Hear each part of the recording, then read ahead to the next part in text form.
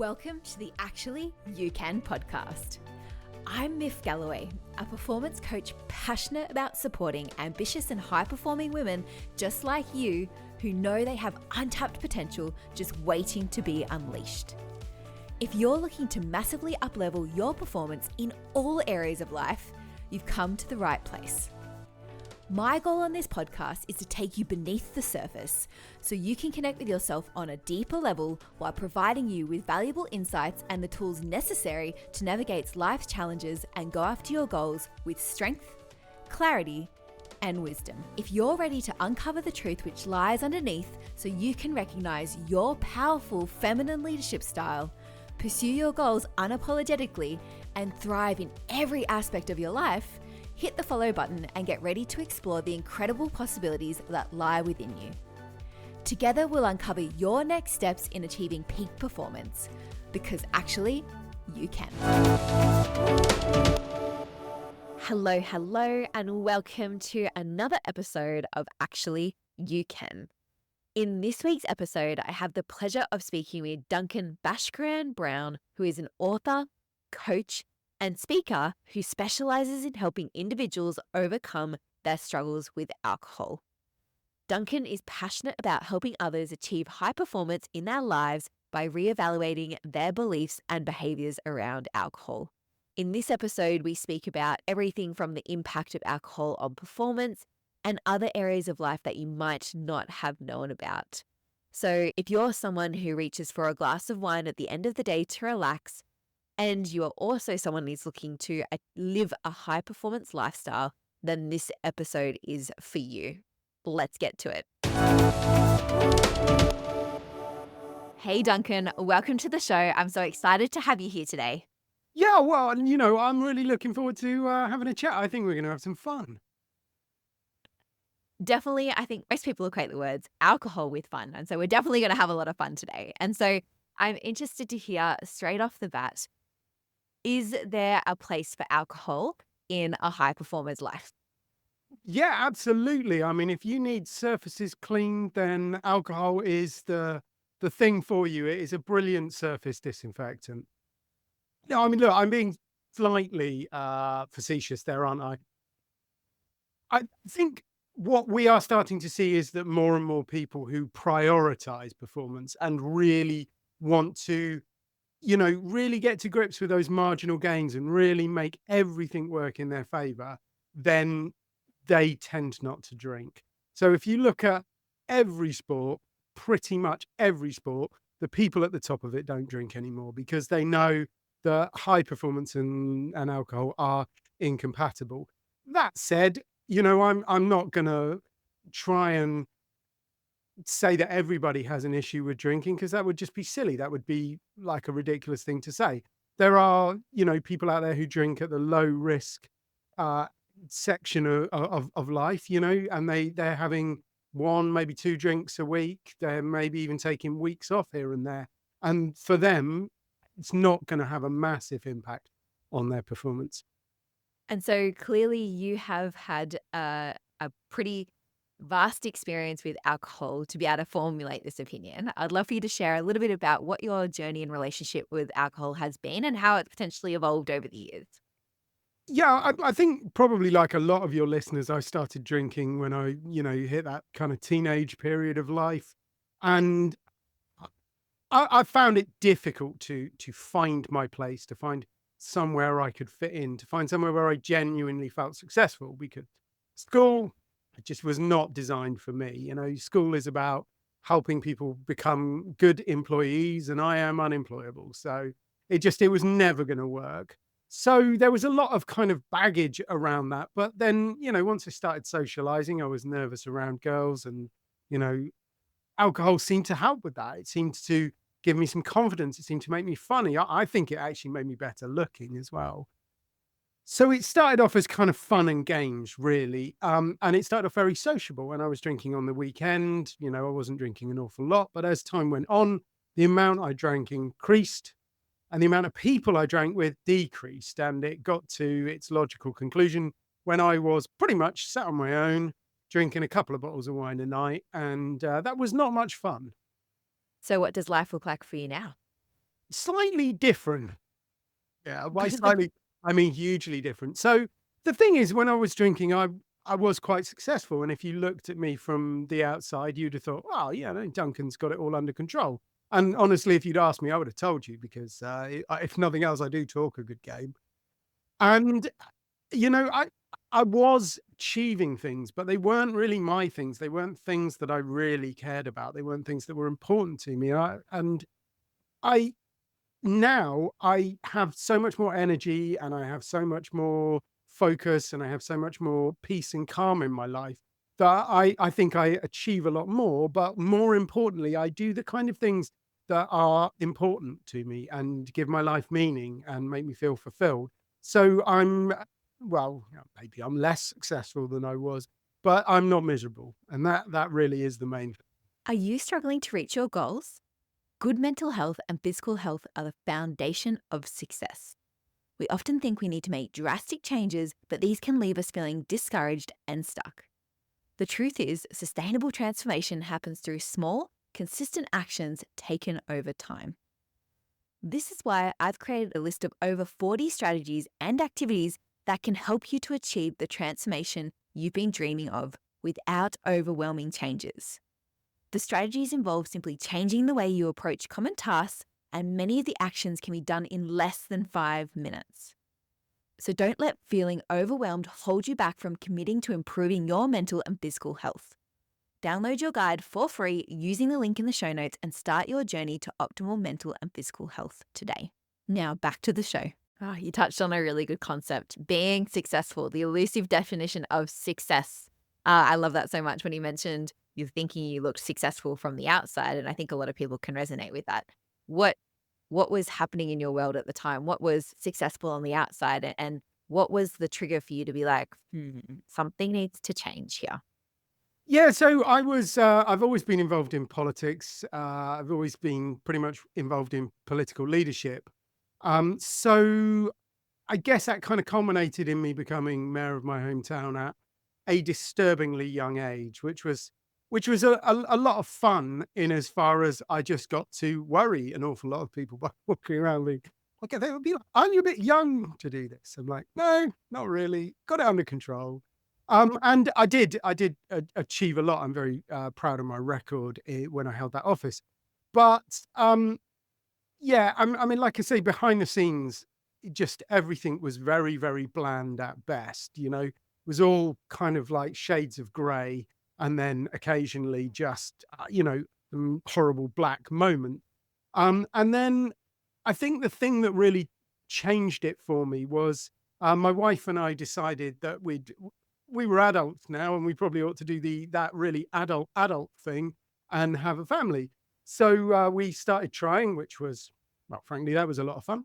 And it seemed to be going well. My wife got pregnant. We were all like naive and stupid and optimistic. And then she had a miscarriage, and everything really just fell apart. It was very hard for her physically, emotionally, mentally. But what made it worse was I just was not there for her. My default reaction to stress, to difficult emotions, to the hard times was alcohol. So I just opened a bottle of wine and disappeared for a couple of Mhm. months. And, you know, it really got me thinking. And I don't think at the time I could have kind of vocalized the question so neatly. It wasn't like I had one of those 4 a.m. moments staring in the mirror where it all became suddenly very, very clear. But looking back on it now, I realized that what I did was I spent a couple of months asking myself this fundamental question, what do I want from life?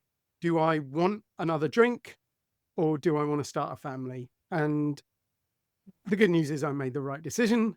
And almost 9 months to the day after I stopped drinking, our daughter was born. And well, frankly, that gave me a whole different set of problems, but they're better problems. And I believe very strongly that you can't have life without problems, but you can pick the good problems sometimes. Yeah. And another great element that you highlighted is taking the time to ask yourself, what do I want from life? A lot of the clients that I see day to day, I see them because they haven't stopped to ask themselves that question. They don't even know how to answer it. They go, I don't know what I want. What did that process look like for you? I could assume from my perception, I mean, my relationship with alcohol, I personally choose not to drink. But I can imagine being inhibited with a substance such as alcohol does impair your ability to think clearly and have that sort of clarity. How did you start to ask yourself those sorts of questions in I guess, potentially the state you're in and the mindset that you're in? Yeah, so alcohol is a colorless, flammable, toxic liquid that makes you pay attention to the wrong stuff. I mean, all right, that's not the most scientific of definitions, but for me, that is absolutely what alcohol did. It made me pay attention to the wrong things, which was usually where my next drink was coming from. And it shortens your frame of reference. And actually, there's a lot of studies that kind of back this up, that the more you drink, the more people tend to think in the short term. They think about tomorrow. They think about, when they're going to be drinking. They might, they consider the weekend to be a distant horizon. Whereas actually, if you want to think about your life properly, you need that perspective, and you need to look at it over some lengths of time. So I think that's one of the major things that putting the bottle down can help with. That it helps you to open up your perspective and see things over a broader time scale. And I'd like to say that I very deliberately sat down with some self-development exercises or something like that, and started to really kind of examine my life. But I think the method I used was make your life really, really bad, and then you're kind of forced to think about what you want from it. I would always advise people, to get out sooner rather than later, because there is always more later. There is always more down. There is always rockier bottoms. If you want to keep going down, you always can. So the sooner you do it, the better. And yeah, I mean, I think society in general does not prize reflection, and it does not set up nice, neat moments of time for you to reflect in. Yeah, that to be fair, there are some industries that are warming up to this. They're realizing how important reflection is as a part of learning. But in general, if you've got 30 seconds, you don't kind of just stand there and think about stuff. You pull out your phone and play Candy Crush, don't you? And I think that's one of the things that, we do need to change as a society. We need to start to prize concentration, deep focus, and letting your mind wander, but just not filling it up with YouTube or Facebook or any of the other wonderfully tempting websites that are out there. And it's interesting, like we talk about alcohol as a way to, I don't know, escape reality sometimes. It sort of takes the edge off. And I think we talked about technology devices, looking at YouTube clips, playing Candy Crush. That's all doing the same shit. It just doesn't seem as bad as alcohol. Like it's more publicly acceptable than finding that distraction in the bottom of a wine bottle. Yeah, yeah. And look, at the end of the day, I mean, if you like Hamlet, if you like Shakespeare, it's distraction, isn't it? It gives you a little bit of pleasure. Well, like if you understand Shakespeare, it gives you a little bit of pleasure, and it distracts you from the pain, and it's that's what it's for. And we do so many things to fill up those holes. And I think, as with anything in life, you've got to find a balance, and there is nothing wrong with distracting yourself every now and again. I mean, we all do it. It's just the difference between Hamlet and an app and alcohol is that Hamlet wasn't specifically designed to make you keep coming back. I've never met anybody who's read 6 Shakespeares a day, whereas apps, they have specifically been designed and engineered to eat up your attention. And alcohol, so when alcohol, fermentation is a natural process, so you can't really say it was designed in that sense. But certainly the way it's been tailored and engineered over the last 50 or so years, the way it's got stronger, the way it's being packaged in lots of different ways, the way it's been advertised, I think you can say that has been designed to make you consume more and more of it. And certainly, I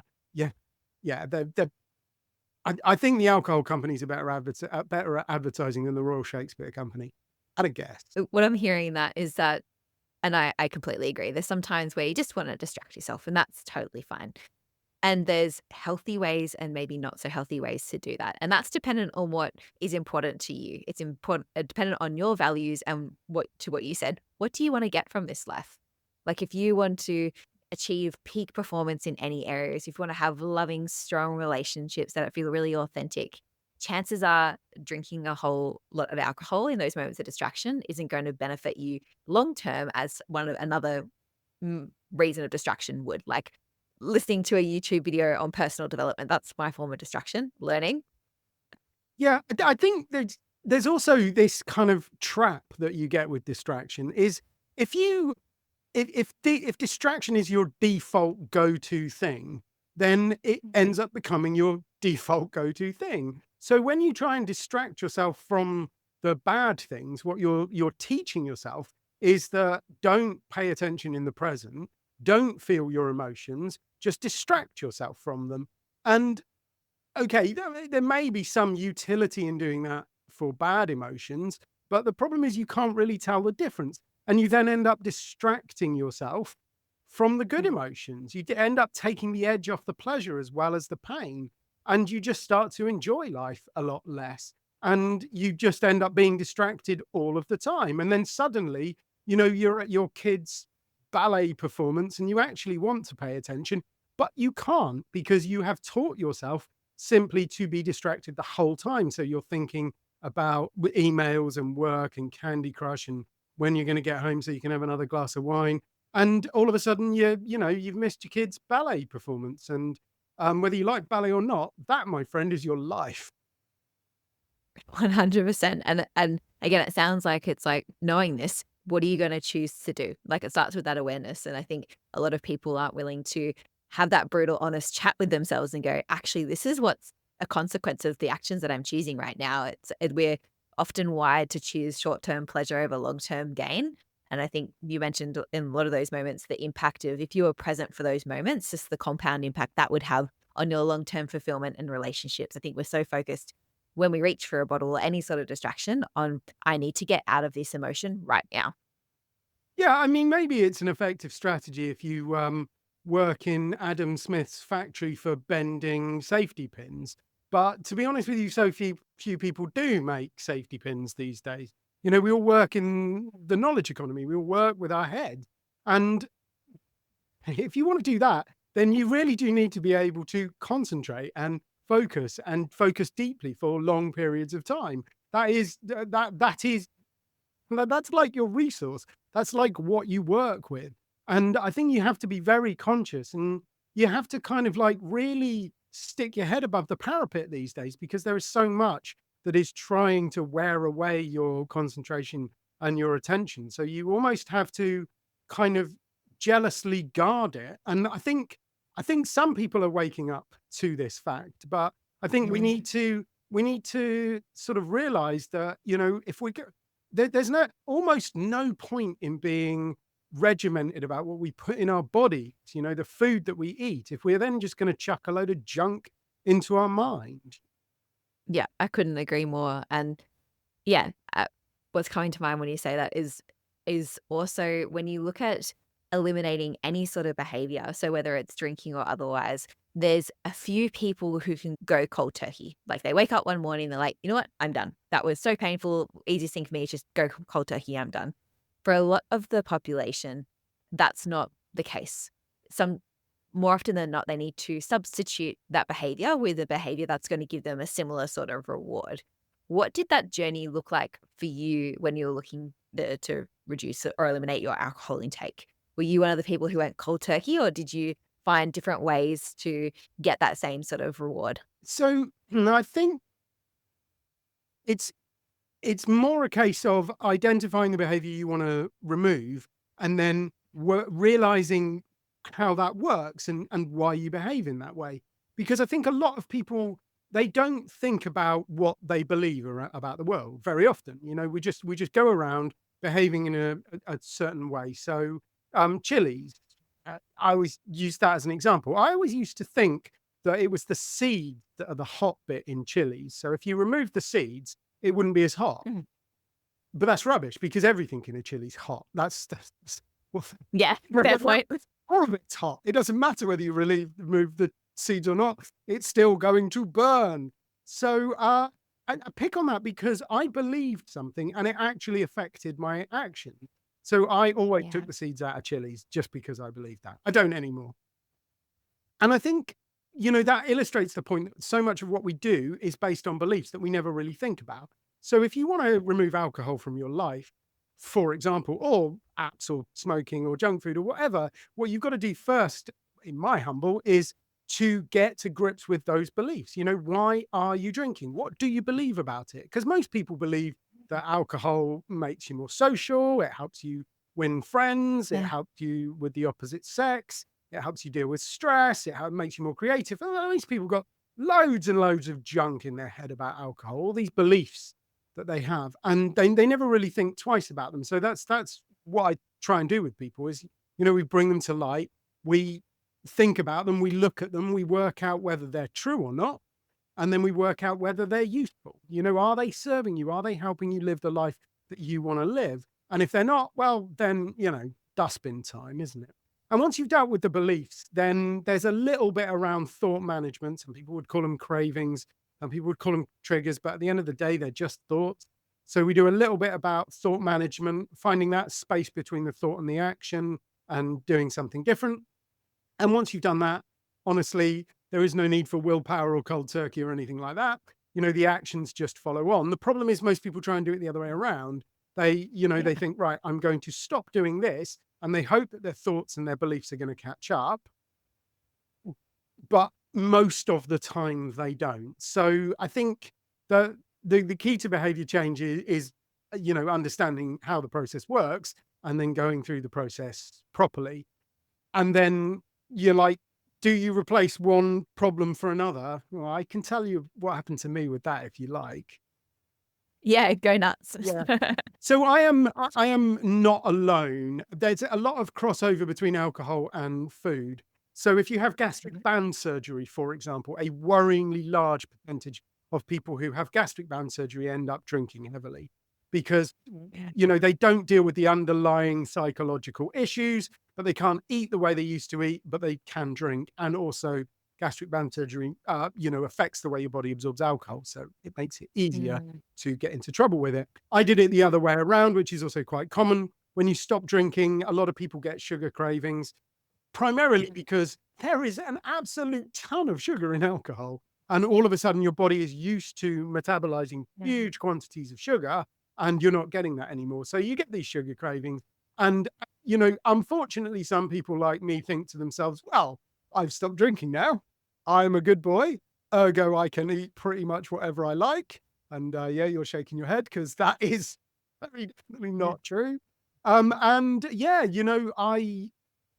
it sort of ticked along all right. It wasn't really that much of a problem. And then my wife got ill when our daughter was quite young, and that was pretty difficult. I spent a bit of time sort of basically being a single parent, which was kind of hard work. And yeah, I lent a little bit too heavily on the triple Belgian chocolate chip cookies. And I distinctly remember sitting there one evening eating this cookie, and I did not like the taste. I did not like the way it made me feel. I was unhappy. I was miserable. I just felt like I had to keep eating them. And I suddenly had this kind of realization. It's like, I am basically eating the way that I used to drink. So, and it was like, oh, well, should we dust off all of that stuff about beliefs and thoughts and maybe go through the process again? And that's when I changed my diet. And, that is not uncommon. And it's something that people really need to be aware of once they do stop drinking. There are a lot of traps that you can fall in that seem to, give you the same sort of thing, but they're still traps. You meet people who throw themselves into work or the gym who, end up taking other drugs or getting caught up in food like me. Yeah, I've even hearing you share that, I've got numerous examples of people who I know and some of the really close friends. They're like, well, it's not as bad as taking drugs or it's not as bad as drinking, like throwing myself in the gym or throwing myself at work. And I was like, it might not be as bad now. What about in the future? Or is this how you want to live your life? Or have you actually really dealt with the problem? Yeah, and I mean, I'm always kind of sympathetic, and I think you do need to kind of unpick these things relatively carefully, because it is true, if you contrast heroin and working too hard, they are very different things. And I mean, physically, they're very different things, but society considers it to be very different, doesn't it? If you could take two people from a broken home who had a terrible traumatic childhood. If one of them chucks themselves into heroin, we look down on them and we say, what a terrible, evil human being you are. If the other one becomes a CEO of a big brand, I know we go like, oh, well done you. But it's actually the same mechanism. It's the same pain that's driving them forward. Mm. And I think sometimes we find ourselves drifting to the edge of these things and overdoing it a little bit whilst we're rebalancing everything else, because it is difficult. There are a lot of things that you need to do with your life once you've stopped drinking. Honestly, there are probably a lot of that most people need to do with their life. Most people do need to do some sort of psychological work around their childhood, around trauma that's happened to them, and that is difficult. And if you go to the gym a bit too much whilst you're doing it, then personally, I think that is a great step forward. If you just go to the gym too much, then possibly time to start working on your mind rather than your pectorals. But At least to have really strong pecs and be able to bench a whole heap. No, but I completely agree. It's like, yes, if that's what you need to change your current situation, it's like, any sort of medications. I'm not and it's very ignorant of me because I'm not a medical professional, but I personally don't want to be reliant on any sort of medication for long term. I'd rather get to the root cause, and is it lifestyle change? If it's beliefs that I need to change, I'm a big believer in everything's connected in the body, then I will do that. But if I need to take medication in the short term to get over a hump and into a position where I can start to deal with all this sort of stuff, then I'll do that 100%. yeah, completely. And that is a message I wish more people understood, that the majority of the medical problems that we have in the world, diabetes, heart disease, those are things that are more effectively cured with lifestyle interventions rather than medication. Yeah. And you mentioned before about the beliefs and just how important it is to check in with those beliefs if you're really after, I guess, sustainable or healthy behavior change. What were some of the beliefs that you need to challenge around alcohol to have a different outcome?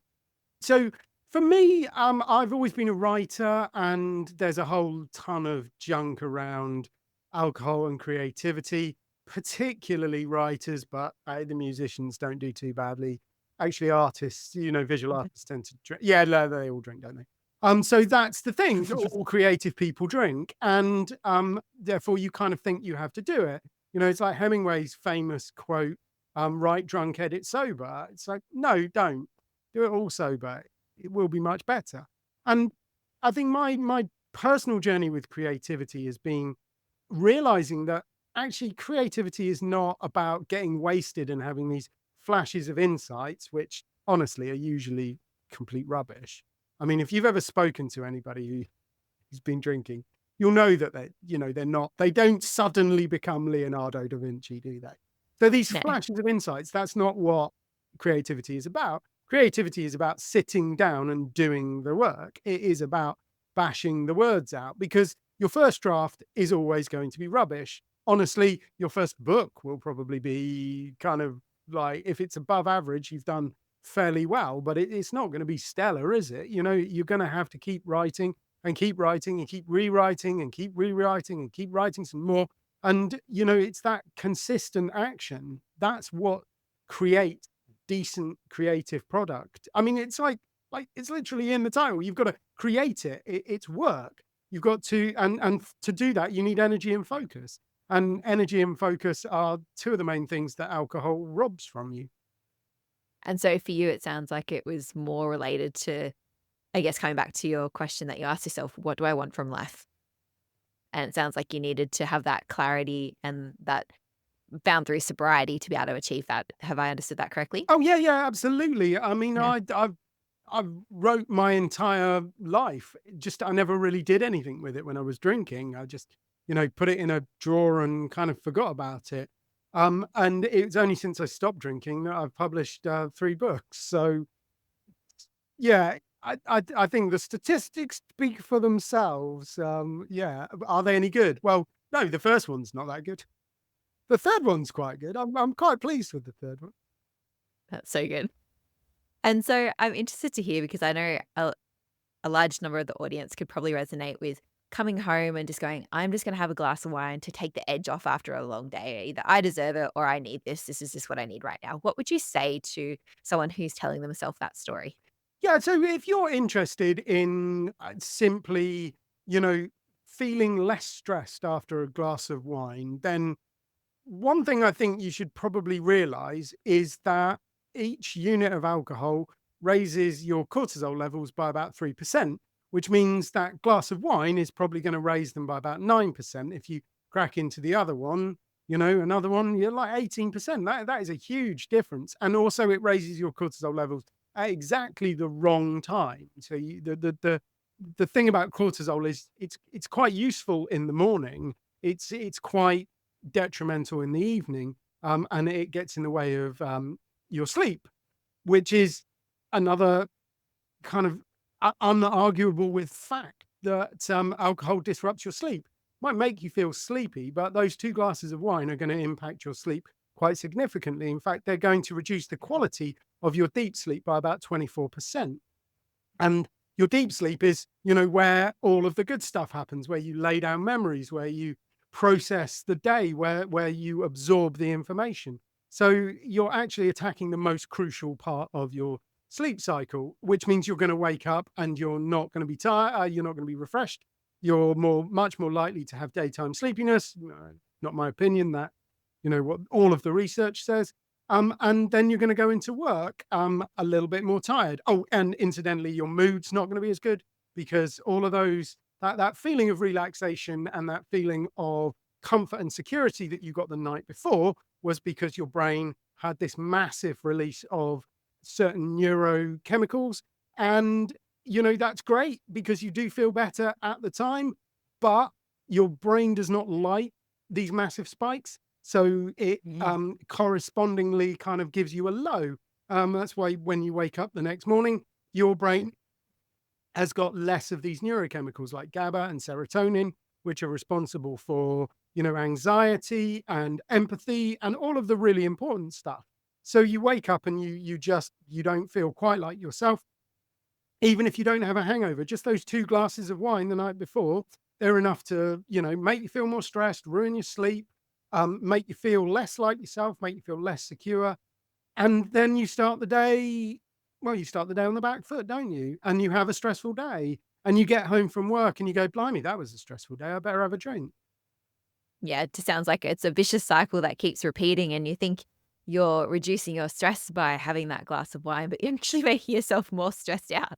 And so if someone's listening to this being like, okay, cool, I get it. Like maybe my glass of wine isn't what I'm after. What question could they be asking themselves if they find themselves reaching for that glass of wine? What question could they ask themselves instead to elicit a different behavior? So, I mean, in the very simple terms, you can just, practice asking yourself a question, like, is that going to help? And you could tailor it to what you actually want to achieve from life, so you could say, is that going to help me run that 10K? Is that going to help me hit my sales targets? Is that going to help me start my business? Whatever your actual aims are, you could ask yourself that. And honestly, that will, make you take pause. But that will probably work if you are drinking probably a little bit more than you should, and you're more interested in getting down into that kind of low risk zone of drinking 1, maybe 2 drinks a week, not huge amounts. If you are drinking quite heavily, then the process is going to be a little bit longer. And what I would say is, if you have realized that you are drinking too much, then congratulations, you have taken the first step, because awareness is always the first step. But don't only take that one step. It's now time to put another foot in front of another foot and keep walking forward. And there are a lot of people out there that are, very much focused on trying to help you. That's one of the great things about the sober community is, like, you'll meet so many people who will look you straight in the eye, no word of a lie, say, I should be dead now, and I'm not. So yeah, of course I want to help you. Like, they are a bunch of people who really, really want to share the joy that they've got from stopping drinking. So there is a lot of help out there. Oh, that's incredible. And thank you for sharing that. And based on those conversations you've had with those people, has someone gone, I want to either stop drinking alcohol completely or I want to reduce my intake? And how often is someone successful first go? Does it take a couple of goes to get that behavior change, or do you find with the right questions or the right support, it can happen first go? Oh yeah, absolutely, it can happen first go, and it does. There are a lot of people who did it in one go. They just they stop drinking, and that is across all of the different methods. So you could use a group program, you could work with a therapist to deal with the underlying issues, you could do some cognitive realignment stuff, which is the kind of thing that I do. It's more working with a coach or an online program or something like that. Or you could just stop. And I've met plenty of people who have just stopped. First attempt, they just stopped, they've never gone back. So yeah, there are plenty of people out there. What I tend to find with the people who have had a lot of, goes at it. So I interviewed somebody recently who had 13 attempts at rehab, and I think Yeah. honestly, a lot of those early attempts, they just weren't right for him, and he needed to find the right program for him. Um, so I never blame the individual. I always think it's the program's fault, and I think the earlier attempts should have done more to try and help him. But so on the one hand, yes, you absolutely can get free straight away. On the other hand, some people have these kind of little slips. They might, have the odd drink, and they then get back onto it. And so long as you get back onto it, then, I think that's part of the stopping process rather than you sliding all of the way back again. So it is kind of difficult to generalize because everybody has very different experiences. And the one thing I would say is it is about finding the right method for you. And there are a lot of different methods out there. So jump online, go on Facebook or Instagram. There's loads and loads of sober people. They'll all point you in the direction. There is a lot of what Kurt Vonnegut called methodologism in as far as people will tell you that the method that worked for them is the best method ever. And it was for them, but it might not be for you. So go out there, see what people are suggesting, find the one that resonates with you, try that. And thank you for sharing that, because I see that all too often with people wanting to achieve goals. They go, I achieved it once this way and it didn't work out for me. And I had a very similar conversation with a nutritionist recently who broke down all of the fad diets, like not all fads, they're diets, paleo, keto, fasting, all that sort of stuff. And he's like, these are the three things they all have in common. Pick whichever one is going to work for you. And I think it's such an important message for people to hear, because if you're looking to do something, chances are, unless your job is to invent and create new things, chances are what you're looking to achieve has been done before. And so there's a lot of different people who have different experiences and different ways to do things. If you haven't found one that works for you, keep trying until you do. Yeah. I mean, it's like psychology or psychotherapy was 20, 30 years ago. All the psychoanalysts would throw stuff at the behaviorists, and the behaviorists would throw stuff back. Yeah. And they'd be like, no, my camp is better than your camp. And, then somebody realized, well, maybe there's some common ground. Maybe actually some of what we do is just be nice to the client and give them some space to talk things through. And maybe that's possibly more effective than our fancy theories. And maybe we should just focus on that. And, what can we learn from each other? And I think that's something that the sober community very much needs to go through. Honestly, it's quite a lot of the world needs to go through. It's this understanding that, the method that worked for us is not the one true universal method that will work for everybody. It is part of a suite of things that we can offer people that we're trying to help. And I wish there was a, 10-point, analytical kind of tick box exercise I could give you that would point neatly towards the best way for you. But, um, and yeah, unfortunately, I have yet to develop that tool. But I think sitting down and talking to people, we can usually get a fairly good understanding of where they're coming from, what their problems are, how they might go about solving those problems, what's going to work best for them, what is absolutely, totally, and utterly going to turn them off. Because I like AA is a classic example. Everybody's heard of Alcoholics Anonymous, and everybody thinks it is the only way to get sober, but it's not even the most common way to get sober. The most, Yeah. statistically, most people get sober on their own without any help. AA, it does a pretty good job. And if you like it and you stick with it, then it tends to be very, very effective. But there are an awful lot of people that leave it very, very early because it just does not gel with them. It just doesn't fit their philosophical system. And that's for a lot of different reasons. So, you gotta look at what's out there. And if you want to try a group program, there are plenty of group programs out there. Smart Recovery is a group program. That's very good. Secular Recovery, Life Ring, they're very good. She Recovers. There's a lot of different approaches out there. I mean, there's, like, pick a religion, there'll be a recovery program based on it. I personally, I favor Recovery Dharma, the Buddhist one. I think that's quite nice and neat. But whatever, melt your butter. Yeah, and what I'm hearing in that too is I work in the fitness industry, and I often see people go, "Oh, I've tried the gym and I don't enjoy it." I'm like, "Great, then find some other form of movement you enjoy." Unless you're a professional athlete, you don't have to move in a particular way. Find something that you enjoy, and chances are you'll stick to it because you enjoy it. Humans are pretty simple like that. Yeah, have you tried dancing? Quite good exercise. It doesn't feel like exercise.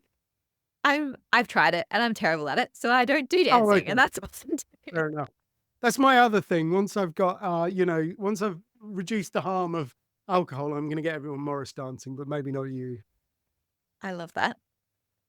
I'm gonna tangent for 2 seconds. What is Morris dancing? Oh, so it's a kind of English folk dancing. It's what we do.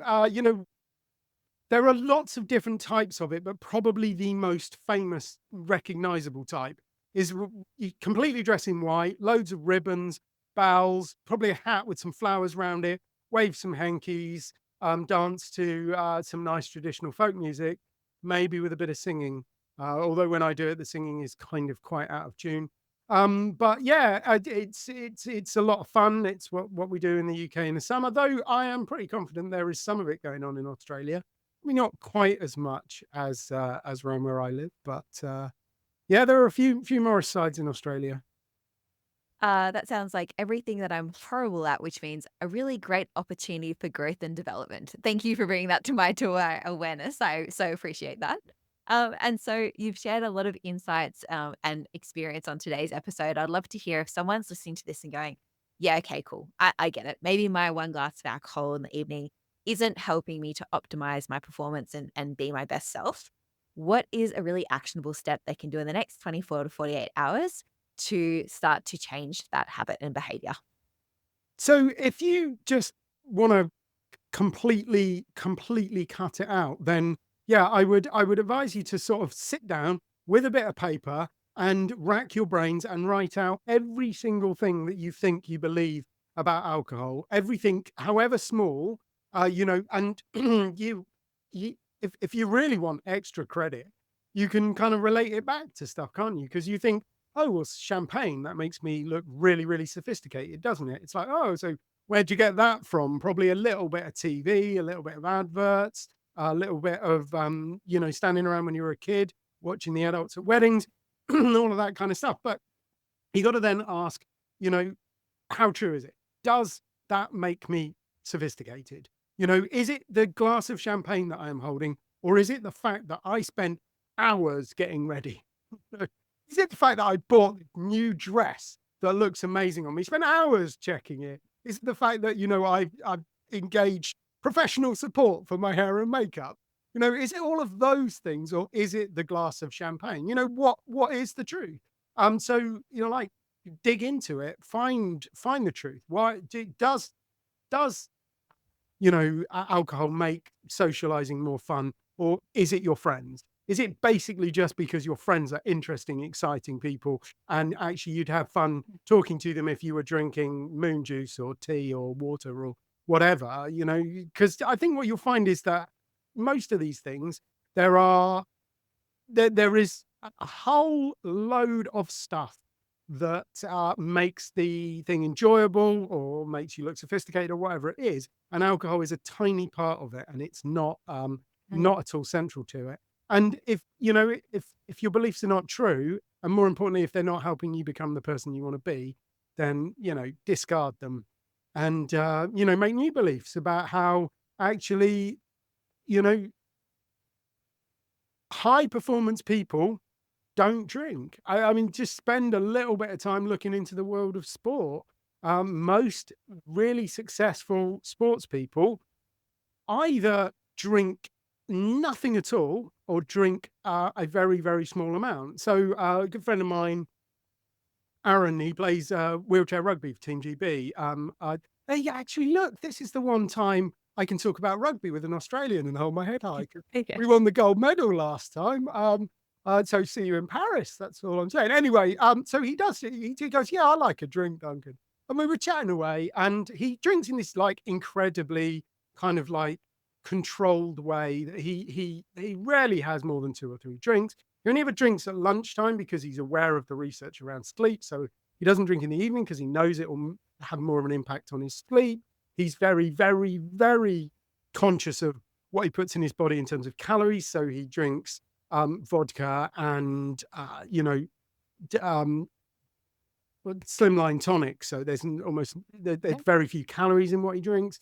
And then he just went, oh well, yeah, I've obviously stopped drinking. He stopped drinking at New Year because there's a Paralympics this year, so he's just not going to drink for 6 months. And it's like, well, yeah, you obviously like a drink so much that you're prepared to not drink for all of that time because he just knows it gets in the way of his training.